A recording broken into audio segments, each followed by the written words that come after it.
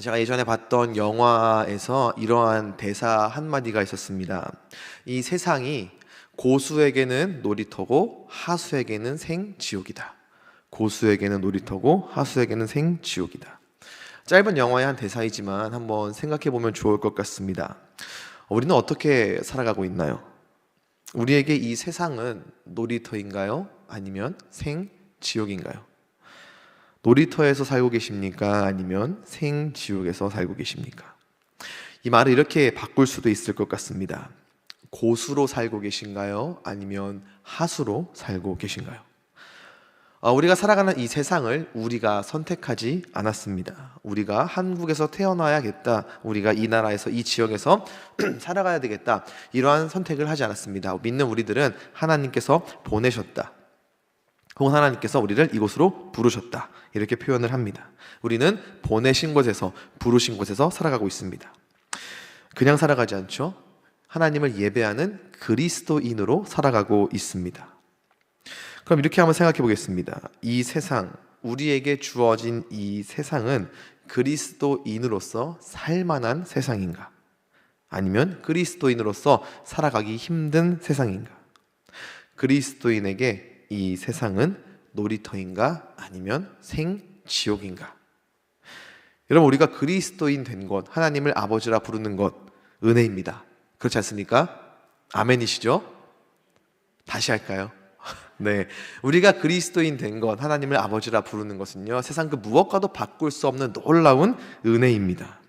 영원히 죽을 수밖에 없는, 감사합니다, 영원히 죽을 수밖에 없는 죄인이었던 우리를, 영원히 죽을 수밖에 없는 죄인의 자리에 있던 그 우리의 자리를 정리해 주셨어요. 하나님 나라의 백성으로, 왕이신 하나님의 자녀로, 영생의 자리로 우리를 불러주셨습니다.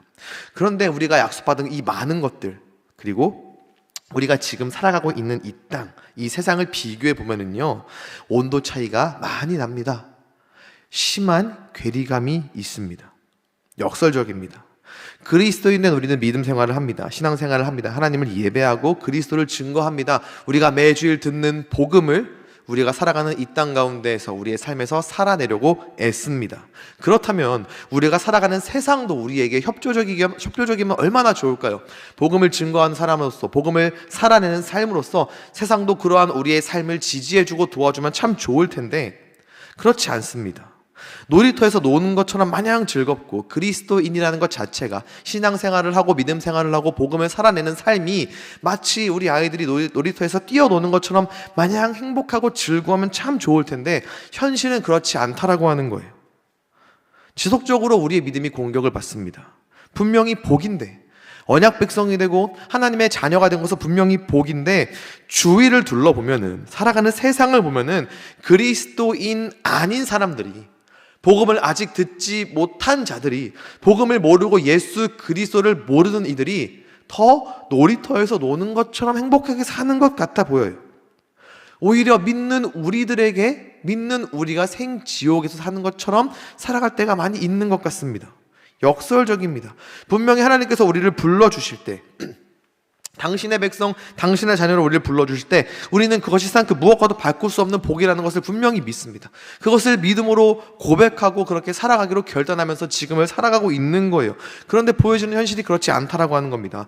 이 괴리, 이 역설, 이 온도차, 이 큰 차이, 우리가 그리스도인 됨과 우리가 살아가는 이 세상 사이의 이 온도차와 이 긴장을 우리는 어떻게 바라보고 어떻게 해석할 수 있을까요?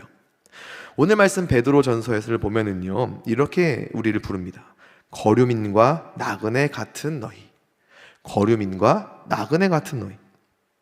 여기 나그네라고 하는 단어가 헬라어로 페레피데모스라고 하는데요, 성경에서 사용될 때에는 외국 지역에 일시적으로 머무는 거주자를 의미합니다. 외국 지역에 일시적으로 머무는 거주자, 그냥 잠시 지나가는 나그네가 아니라 외국에 일시적으로 일정 기간 동안 잠깐 거주하는 사람이에요. 다시 말해서 성경에서 말하는 나그네는 본향, 돌아갈 곳이 있는, 돌아갈 자신의 처소와 자신의 고향이 있는 사람을 의미합니다. 돌아갈 본향과 돌아갈 고향 집이 있으나 지금은 그 본향을 떠나서 잠시 다른 나라에 잠시 거주하는 사람을 성경에서는 나그네라고 해요. 자, 근데 이 나그네라는 단어가 히브리서에도 동일하게 사용되는데 이게 굉장히 재미있는 기록입니다. 제가 읽어드릴게요. 히브리서 11장 13절 말씀인데요. 이 사람들은 다 믿음을 따라 죽었으며 약속을 받지 못하였을 때 그것들을 멀리서 보고 환영하며 또 땅에서는 외국인과 나그네임을 증언하였으니, 여기 나오죠. 자, 여기서 말하는 이 사람들은 아벨로부터 아브라함에 이르기까지 모든 믿음의 선진들을 이야기합니다. 그들이 땅에서는 외국인과 나그네임을 증언하였으니 라고 성경이 기록을 하고 있어요. 즉 스스로 이 구약시대에 있었던 이 수많은 믿음의 사람들도 자신들이 이 땅에서는 나그네일 뿐이라는 것을 고백했다라고 성경이 기록을 하고 있는 거예요. 이미 구약의 시대부터 하나님의 사람들은 이 땅 가운데에서 자신들이 어떠한 존재인지를 분명히 알고 있었다라는 것을 성경이 증언하고 있습니다. 그래서 우리는 이 말씀을 근거로 이 땅을 살아가는 저와 여러분의 정체성을 확인할 수 있어요. 무엇이죠? 하나님의 백성으로서, 그리스도인으로서 이 땅에서 우리의 정체성은 나그네 그리고 거류민입니다. 잠깐 이곳에 머물다 가는 사람, 머물다 갈 때 어디로 가야 될지 몰라서 헤매이며 떠나는 사람이 아니라 분명히 어디로 돌아가야 할지를, 본향과 고향이 어디인지를 분명히 알고 이곳에 잠시 머물고 지내는 사람들, 바로 저와 여러분 거류민이고 나그네들입니다. 베드로는요, 그리스도인 오늘날 우리를 향해서 이 나그네 거류민이라는 것을 알려주면서 이 땅 가운데에서 나그네 거류민으로서 어떻게 살아야 할지를 두 가지를 이야기를 하는데요. 첫 번째로는 육체의 정욕을 제어하는 것입니다. 조금 더 이해하기 쉽게요, 육신의 욕심이라고 표현하면 조금 더 쉬울 것 같아요. 자, 그런데 이 말씀을 보면 11절에 너희를 권하노니 라고 이렇게 표현을 하고 있어요. 권한다. 보통 우리가 권한다라고 하면은 뭐 커피 한 잔 하시겠어요? 뭐 물 한 잔 드릴까요? 이거를 권한다라고 하죠. 근데 여기서의 권한다라고 하는 것은 한번 해볼래? 육체의 정욕을 한번 이겨내 볼래? 라는 정도의 가벼운 느낌의 권함이 아닙니다. 여기서의 권한다라고 하는 것은 강력한 촉구예요. 강력히 호소한다는 의미를 가지고 있습니다. 단순히 한번 해봐, 육신의 욕심을 한번 제어해봐, 이 정도가 아니라 꼭 해야 하는 강력한 촉구, 당장 해야 할 것을 엄중히 이야기하는 호소로서 권한다라고 이야기하는 거예요. 그럼 이렇게 생각을 해볼 수가 있습니다. 이 땅에서 그리스도인 된 하나님의 백성인 우리들, 나그네로서 살아가는 우리들은 육신의 욕심을 강력하게 제어해야 하는 사람들, 이걸 반대로 뒤집어 보면요, 그리스도인이라는 나그네 거류민이 살아가는 이 땅은 육신의 욕심을 강하게 제어해야 하는 곳, 육신의 욕심을 강하게 불러일으키는 곳이기 때문에, 따라서 잠깐 머무는 나그네로서, 거류민으로서 그리스도인들은 그것을 이겨내야 한다고, 그것을 제어해야 한다라고 강력하게 이야기하고 있는 거예요.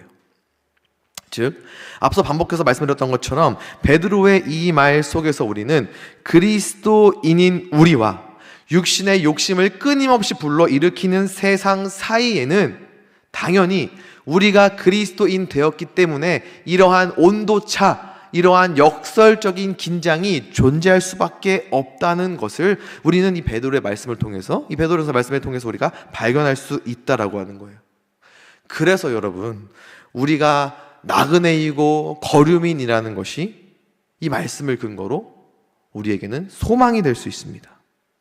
왜냐면요, 정말 말 그대로 우리는 거류민이고 나그네이기 때문에 이 땅 가운데에 잠시 머무는 존재들이고 어디로 가야 될지를 알기 때문에 지금 우리의 그리스도인 됨과 우리가 살아가는 땅 사이의 이 온도 차가 영원하지 않다는 것을 이제 알기 때문에 우리가 거류민이고 나그네이고 그리스도인이라서 받는 어려움과 힘듦이 일시적이라는 것을 알기 때문에 나그네이고 거류민이라는 것이 우리에게 위로가 되고 소망이 되는 거예요.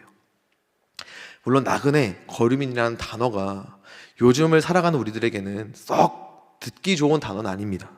저희 아버지께서 이 총각 시절에 경기도 화성에서 서울로 상경하셔서 이 서울 랜드마크죠, 남산 서울타워에 올라가서 어마어마한 명언을 하나 거기에 이렇게 남기고 오셨더라고요. 딱 서울을 보면서 저 많은 집 중에 내 집 하나 없네 이러고 내려오셔서 정말 이를 악물고 사셨다라는 말씀을 저에게 해주셨어요. 그런 의미에서 본다면 나그네는 참 서럽고 힘들죠. 왜요? 집 하나, 머물 곳 하나 없으니까요. 근데 여러분, 저와 여러분은 그런 나그네, 그런 거류민 아니잖아요. 영원히 돌아갈 곳이 있잖아요. 우리를 위해 하나님 아버지께서 구하는 대로가 아니라 좋은 것 주시는 하나님 아버지께서 저와 여러분을 위해 영원한 본향에서 가장 좋은 우리가 거할 처소를 마련해 놓고 우리를 기다리고 계시잖아요. 우리는 우리를 기다리는 그곳을 바라보면서 이 땅 가운데에서 잠시 살아가는 거류민이고 나그네이기 때문에, 그래서 우리는 나그네이고 거류민이라는 것이 우리에게 소망이 될 수 있는 거예요. 반대로 이야기하면은 지금 우리가 살아가는 이 세상은 예수 그리스도의 이미 오심과 다시 오심 사이에서 우리가 복음으로 살아내는 것으로 말미암아 이 두 사이에 있는 하나님의 나라이기 때문에, 그래서 역설적인 긴장감이 있는 것이고, 우리가 바라보고 우리가 돌아가야 할 곳은 하나님의 완벽한 통치와 질서가 펼쳐질 하나님의 나라입니다. 우리는 그 땅을 바라보면서 살아가기 때문에 육신의 욕심을 제어할 수 있는 사람들이고 육신의 욕심을 제어해야 할 사람들이라는 거예요. 이 육신의 욕심은 어렵지 않습니다. 무엇이든 하나님의 뜻에 순종하지 못하게 하는 것, 그게 육신의 욕심이에요. 오해하지 않으셨으면 좋겠습니다. 육신의 욕심을 제어하는 게 어렵지 않다는 게 아니에요. 육신의 욕심은 우리를 참 힘들게 합니다. 우리는 시시때때로 넘어집니다. 하지만 우리는 더 이상 죄의 지배를 받지 않는 거듭난 사람들이기 때문에 때로는 육신의 욕심에 걸려 넘어진다 할지라도 다시 일어나서 하나님의 뜻에 순종하지 못하게 하는 것들을 향하여 예수 그리스도의 이름으로 물러가라 선포할 수 있는 사람들이고, 믿음으로 말미암아 우리에게 허락하신 이 말씀으로 말미암아 하나님의 뜻을 이루고자 행하고자 열심으로 살아갈 수 있는 사람들입니다. 베드로는 이것을 강력하게 촉구하고 있는 거예요. 미루지 말고 이 땅 가운데서 잠시 나그네로 살아가는 너희들은 육신의 욕심을 제어하는 것으로 말미암아 이미 이곳에 임한 하나님의 나라를 많은 사람들에게 보여주라는 의미로서 이렇게 살아갈 것을 권면하고 있는 거예요. 이렇게 살아가는 여러분들 될 수 있기를 간절히 소망합니다. 이어지는 말씀을 보면은요, 또 이렇게 이야기를 해요. 12절에 이방인 중에서 행실을 선하게. 여기서 말하는 이방인은요, 불신자들입니다. 저는 개인적으로 불신자보다 미신자라는 표현을 더 많이 써요. 불신자라고 하면 영원히 복음 안 들을 것 같더라고요. 미신자, 아직 복음을 듣지 못한 이들, 미신자. 전적으로 이렇게 표현을 합니다. 베드로는 불신자들을 이방인이라고 했어요. 유대인이든 이방인이든 예수 그리스도를 믿지 않는 이들을 이방인이라고 불렀고, 따라서 오늘날의 불신자들이 되겠죠. 이들 앞에서 행실을 선하게 하라고 합니다. 착한 행실. 행실은 매일매일의 삶의 모습을 생각하시면 돼요. 심플하게 바꿔보면은 이렇게 될 것 같아요. 예수님처럼 살아라. 매일 예수님을 닮아가라. 어떠한 상황 가운데에서 고민이 된다면 예수님이라면 이 상황 가운데에서 어떻게 하셨을까를 생각하면서 살아라. 이렇게 바꿀 수 있을 것 같아요. 이 선한 행실을 이야기하면서 베드로는요, 그 이유를 이렇게 이야기합니다. 12절에 너희를 악행한다고 비방하는 자들로 하여금 너희 선한 일을 보고 오시는 날에 하나님께 영광을 돌리게 하려 함. 이거를 직역하면 이렇게 돼요. 여러분을 악한 행실을 하는 사람이라고 비방하던 자들도 여러분의 선한 행실로 인하여 하나님께서 방문하시는 그날에 하나님께 영광을 돌릴 것입니다. 하나님께 영광을 돌리게 된대요. 우리의 선한 행실을 보고 하나님께서 오시는 그 날에 불신자들이 하나님께 영광 돌릴 수 있도록 하기 위해서 우리를 하여금 예수 닮아가라고, 선한 행실로 살아가라고 이야기하는 겁니다. 비방하던 자들, 우리를 향하여서 그리스도인이라는 이유만으로 우리를 향해 손가락질하고 비방하던 사람들이 그러한 우리를 바라보면서, 우리의 선한 행실을 바라보면서 하나님께 영광 돌리게 해야 한다는 거죠. 지금 당장은 우리가 그리스도인이기 때문에 세상 사람들이 우리를 보면서 미련하다고, 무식하다고, 바보 같다고, 왜 손해보며 사냐고 이야기할 수도 있습니다. 그런 이야기 많이 들으시는 분들 여기 계신 줄로 알아요. 동일합니다. 그리스도인인 우리와 세상 사이의 이 온도차 때문이에요. 세상 가운데 살지만 저와 여러분은 세상에 속한 사람들이 아니라 예수 그리스도께 속했기 때문에 세상은 우리를 미워하고 우리를 조롱하고 우리를 핍박할 수밖에 없습니다. 하지만 하나님께서 오시는 그날 모든 게 역전된다라고 하는 거예요. 우리를 향하여 미련하다고, 바보 같다고 하던 사람들이 하나님께 영광을 돌린대요. 하나님께 등 돌리고 있던 자들이 우리의 착한 행실을 통해서 하나님을 되돌아보고 하나님께 영광을 돌리게 된대요. 지금 우리가 살아가는 이 세상과 그리스도인된 우리 사이의 이 온도차임에도 불구하고 착한 행실로 인하여서 예수를 닮아가는 삶의 모습으로 인하여서 하나님께서 이 놀라운 일을 행하신다라는 겁니다. 저는 이 착한 행실이라는 단어를 생각할 때마다 저희 외할머니가 참 많이 묵상이 됩니다. 저희 외할머니도 여기 경기도 화성에 사시다가 이제 하늘나라에 가신 지 몇 년 안 되셨는데요. 이 할머니의 삶이 참 기구했습니다. 저희 어머니가 8살 때 할아버지가 돌아가셨으니까 일찍이 남편을 여겼고요. 다시 시집을 가시지 않고 홀로 자식들을 키우셨습니다. 저한테 이제 외삼촌이었던 그분의 아들이 옛날에 이제 시골에서는 이 사냥한다고 이렇게 총 이렇게 하잖아요. 그 엽총 사고로 아들을 먼저 이렇게 하나님 품으로 보낸 삶입니다. 또 이제 며느리 중에 같이 사는 며느리가 독실한 불교 신자여가지고 영적인 전쟁을 항상 치르셨던 삶이 저희 할머니의 삶이었어요. 저는 그쯤 되면은 그렇게 일찍 남편을 여의고 자식도 불의의 사고로 여의고 며느리까지 그렇게 막 집에 막 이렇게 스님 그림 그려져 있는 거 있고 이렇게 전에 갔는데 테이프 앞에 그 반야심경 테이프가 이렇게 있더라고요. 제가 몰래 이거 가져와서 이렇게 버렸거든요. 그쯤 되면은 저는 저희 외할머니가 굉장히 강팍하고 악에 바친 성격이어도 할 말이 없겠다라는 생각이 들었어요. 근데 저희 외할머니께서는 단 한 번도 그 독실한 불교 신자인 며느리와 한 번도 대적하거나 싸우신 적이 없었다고 합니다. 저희 어머니가 막 뭐가 억울해서 내한테 하소연하면은 할머니께서 항상 이러셨대요. 얘야, 착한 끝이 낫단다. 착한 끝이 낫단다. 선한 게 이긴다. 선한 게 이긴다. 항상 그렇게 말씀하셨고 그렇게 살아가셨대요. 할머니께서 돌아가시고 이제 장례식장에 갔어요.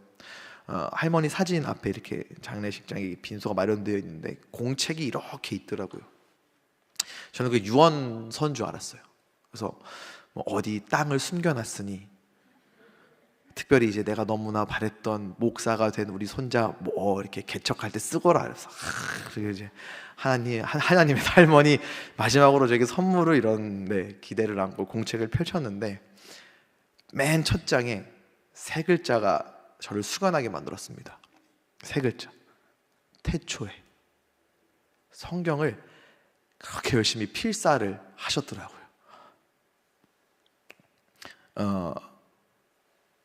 그 공책들이 다 필사한 노트들이었고 98세까지 사시다가 가셨는데 꿈에도 소원 목사 손자 안수기도 바꾸셨으나 저는 잃어버리셨어요. 근데 신기한 거는 하나님은 안 잊어버리시더라고요. 예수님은 안 잊어버리시더라고요. 끝까지 예수 닮아가고 주신 말씀 사랑하면서 살아가셨더라고요. 저는 할머니의 그러한 삶이 아직은 하나님이 아닌 다른 것을 예배하는 저희 외숙모에게도 비춰져서 하나님의 때에 그 가정이 저희 외할머니의 착한 행실로 말미암아 하나님께 영광을 돌리게 될 그날이 반드시 올 줄로 믿고 기도하고 있습니다. 사랑하는 성도 여러분, 그리스도인으로서 살아가기 위해 애쓰는 여러분들 먼저 이 말씀으로 위로하고 싶습니다. 여러분의 삶의 자리에서 그리스도인으로서 살아가면서 복음을 살아내면서 하나님 나라로 살아가면서 받게 되는 어떠한 비방과 조롱과 그리고 그리스도인됨과 세상과의 온도차로 인해 겪으셨을 힘듦과 어려움을 위로하고 격려해 드리고 싶어요. 여러분, 그거 잘 살고 있다는 뜻입니다. 여러분들이 그리스도인으로서 최선을 다해서 살고 있기 때문에 이러한 온도 차이가 있는 거예요.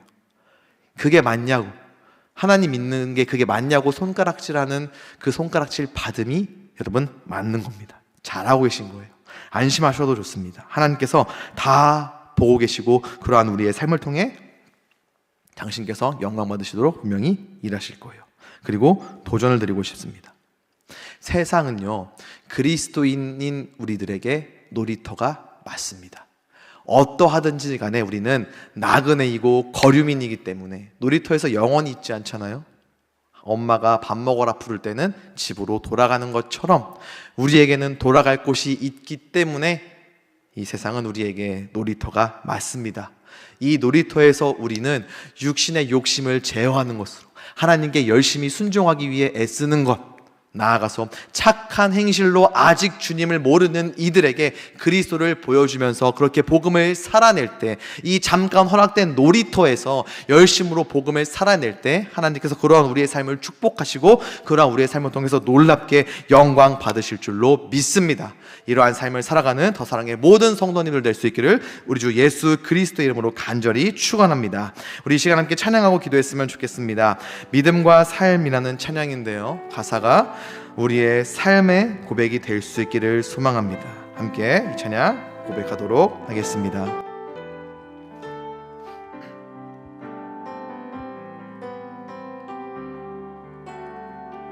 함께 고백합니다. 믿음과 삶을 살아내는 실력이 너무나 다른 내 모습을 볼 때에 이 모습도 주가 사랑하실까, 자신 없는 내 모습 그저 주님 앞에 있네. 나 같은 자도 사랑하여 주시고 한 번도 나를 떠나지 않으셨네. 아픔 속에 주를 찾게 여긴 날 부짖지 않으시고 내 손 잡아주시네. 오직 주님 안에 두려움 없네. 고난을 통해 날 만드심을 믿네. 주님만이 내 모든 것 되시네. 주의 강한 손 날 붙드시네. 오직 주님 안에 소망인데 내 삶을 통해 영광 받으신 주님만이 내 모든 것 되시네. 주의 선하신 나 노래하네. 우리 이 시간 함께 준비된 기도의 제목을 하나님 앞에 올려드리며 기도했으면 좋겠습니다. 함께 읽겠습니다. 시작. 하나님의 택함 받은 백성이요, 그리스도인으로서의 나가나 된 우리의 삶에 감사와 기쁨이 넘쳐나게 하소서. 아멘. 잠시 머무는 이곳에서의 시간에 욕심 부리지 않고 육체의 종욕을 제어하여 영원한 하나님의 나라를 바라보며 살아가게 하소서. 아멘. 날마다 예수 닮아가는 모습으로 아직 복음을 듣지 못한 이들이 우리를 통하여 주님을 바라보게 하시고 결국에는 하나님께 영광 돌리도록 우리를 사용하여 주옵소서. 아멘. 하나님, 이 순간의 기도의 제목이 아니라 평생 우리의 삶의 모습이 될 수 있도록 주님 이끌어 주시고 인도하여 주시옵소서. 우리 간절한 마음으로 주님의 이름 부르며 함께 기도하시겠습니다. 주여